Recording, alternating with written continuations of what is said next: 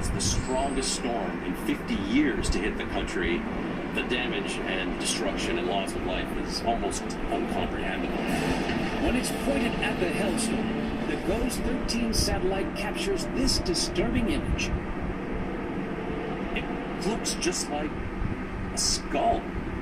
This demonic-looking, evil face with the eye of the storm just as it's hitting the shore. It looks like something straight out of the Day of the Dead celebration. The skull is captured by an infrared camera that allows experts to analyze and track the intensity of the storm's raging winds. As it turns out, this is really how the storm looked as it was making landfall in Haiti. But the skull isn't stopping at Haiti. It's heading straight for the United States. Weather experts are closely monitoring the storm as it approaches.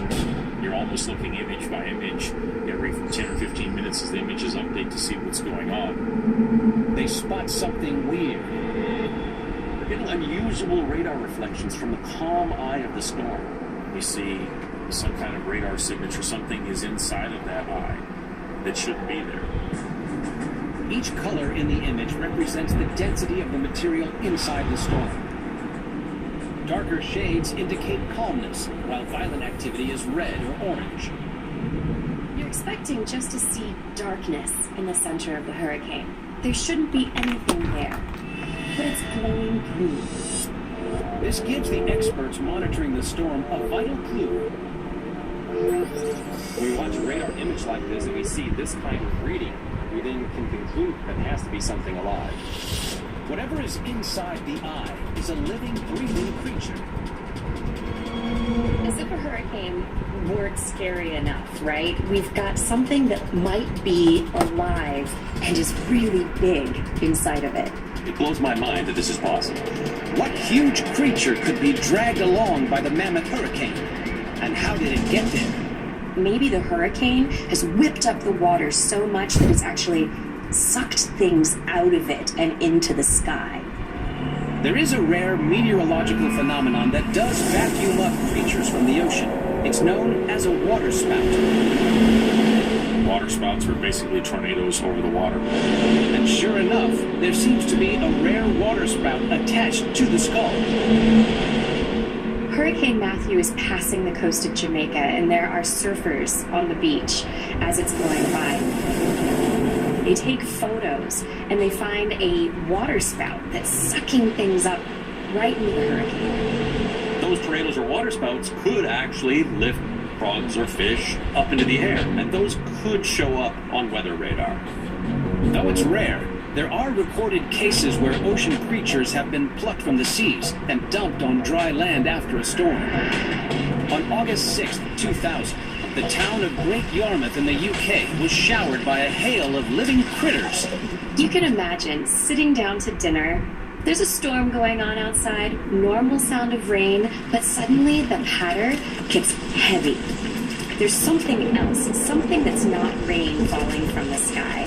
And then you look outside, and it's fish. That would be so crazy. As the skull nears Florida, analysts can see that its malevolent eye is still green. It has traveled more than 300 miles since it was first seen. It's persistent. Whatever's there is staying there and traveling along with the hurricane. Maybe whatever is inside the eye is actually flying of its own accord. Something that's able to continue independently moving on its own as the storm moves. Analysts begin to think that a massive flock of birds could be imprisoned inside the eye of the skull, trapped by 160-mile-per-hour swirling walls of wind.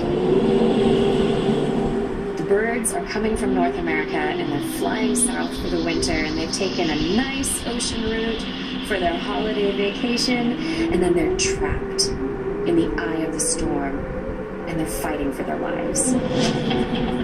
Data collected by pilots who fly into hurricanes shows that the wall of wind around the eye is terrifyingly violent. It just shakes violently, like the worst turbulence you could possibly imagine on an airliner.